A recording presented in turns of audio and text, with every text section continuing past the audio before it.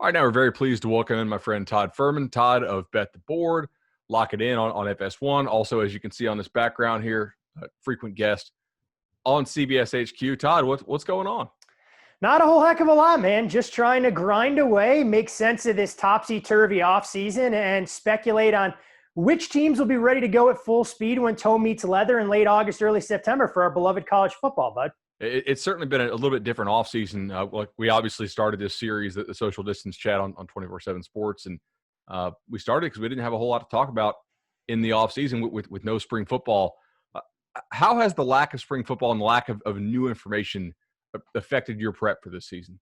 You know what? It's changed the dynamics a little bit. In full disclosure here, I try to delay some of my preparation as long as possible amid all the skepticism that, hey, look, we're not sure if we're going to get 12 regular season games. We weren't sure if all the Power 5 leagues were going to kick off in earnest.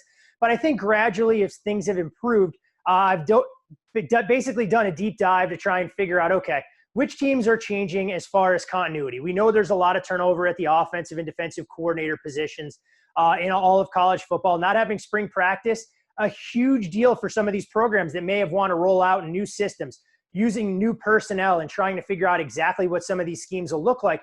But the crazy part about it is the early bird gets the worm. And there were some programs that had spring practice or at least a little bit of it to try and benefit, go out there, figure out exactly how their depth charts are going to look.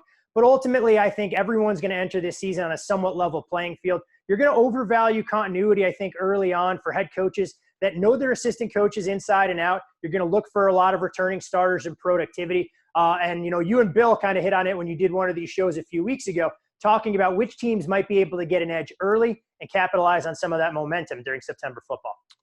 One of the angles we talked about there was perhaps overvaluing offensive continuity. If you think of offense as more of a team game and defense kind of as I'm not going to say it's not a team game, but more as like a collective individual effort, then we typically see these ugly September games because the offense hasn't clicked yet.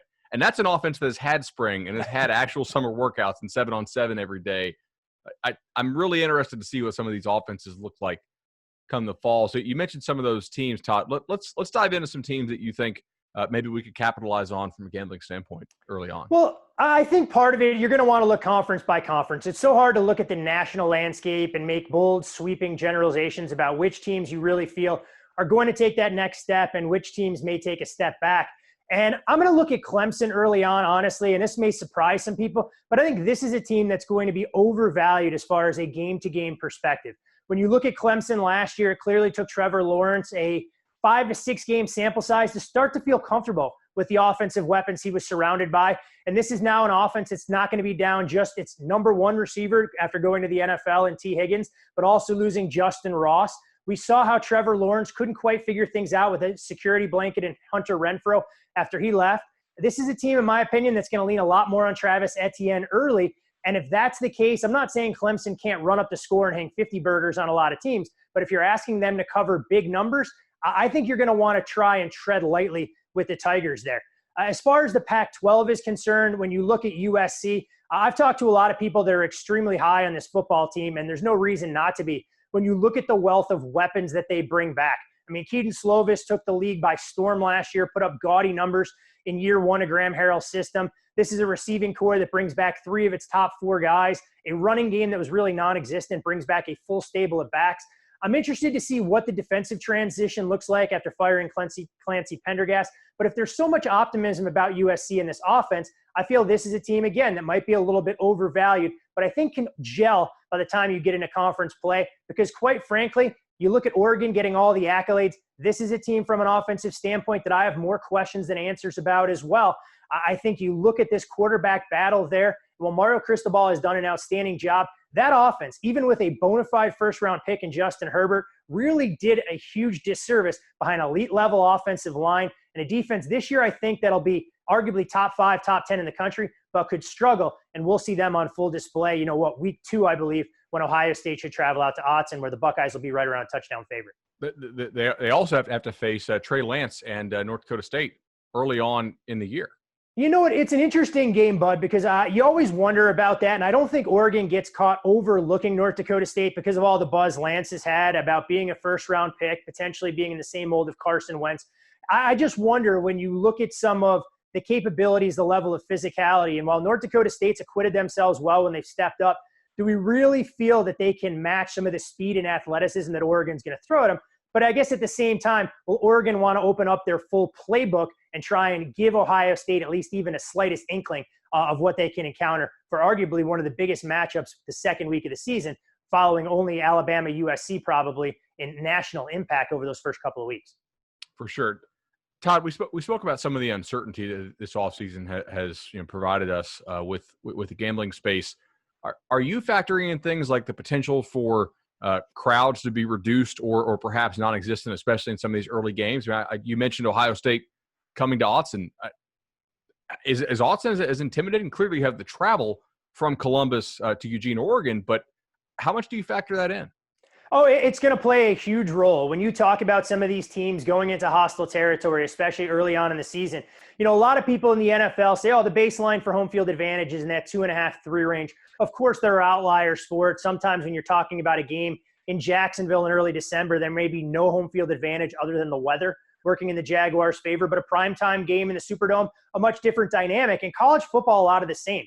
I mean, we can look at some of the biggest venues, Autzen being one in prime time. You could be talking about a 4.5 to 5 point adjustment being made for home field advantage. And when I said I thought Ohio State would be about a 6.5, 7 point favorite, that's giving Oregon full credit for having home fans there. Now, I don't think you're going to see no home field advantage built into some of these numbers, but you will see hybrid examples that are out there. And when you talk about surveying the whole landscape, it boils down to individual games because your win probability is going to change quite a bit. If I'm backing out any of the edge that I should be seeing as far as home field is concerned, you're talking about percentage points here, and all of a sudden win totals that should be 7.5 or 8 may move to 8.5 or 9, and it's all based on venue and where you ultimately draw some of the opponents on your schedule. This may be the perfect year that if you're a team at the bottom of the food chain, you're more than happy to play all the big boys on the road because you knew if they were coming into your building, you were not going to have any of the home fans working to try and give you that positive advantage. That's a great point. And, just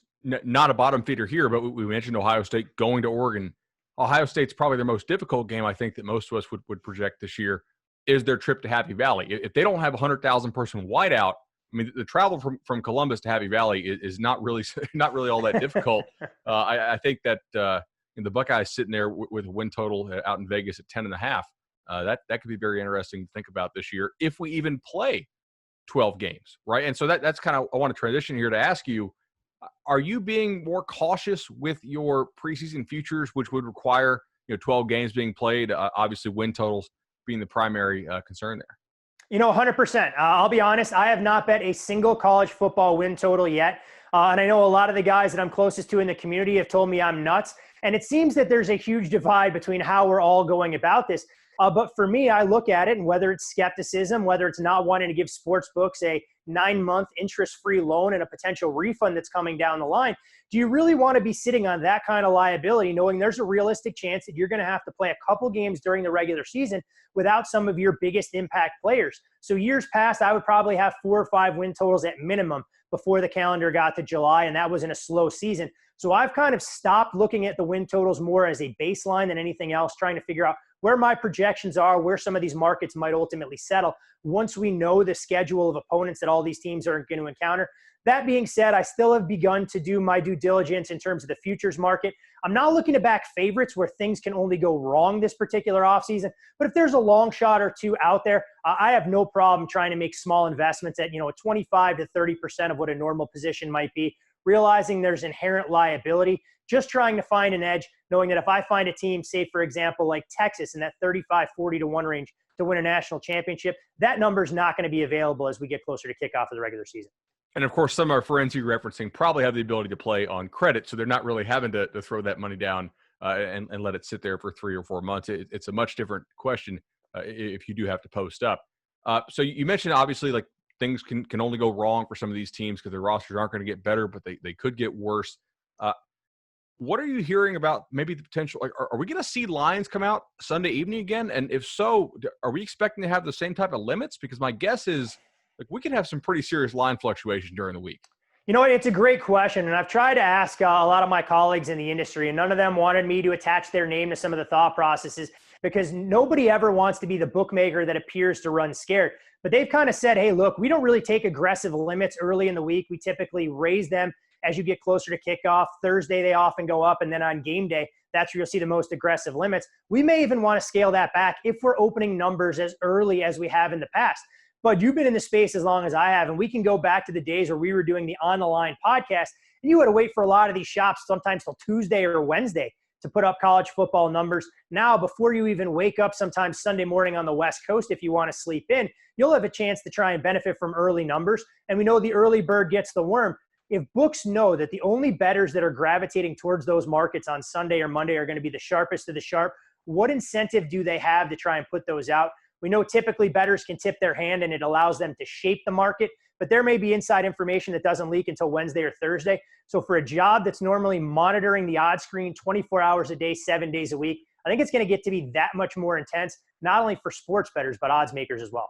And specifically here in our sport, college football, I know you cover and handicap a number of different sports, but specifically in college football, we do not have standardized injury reports like the NFL or the NBA or basically any of the pro leagues. And a lot of colleges do release some version of it, but yet some colleges, even before the whole COVID thing, they would sort of cite student privacy concerns and elect not to release it, or they'd say upper body injury, quite like everybody's questionable. I don't think that trend is going to reverse itself. But my guess here is that they're probably going to be even more cautious about what they release. And so I think it's going to be a challenge. Like, clearly, like the main concern is the health and safety of student athletes. That said, if you're trying to bet games this fall, like having some idea of who's going to play in the game is pretty important.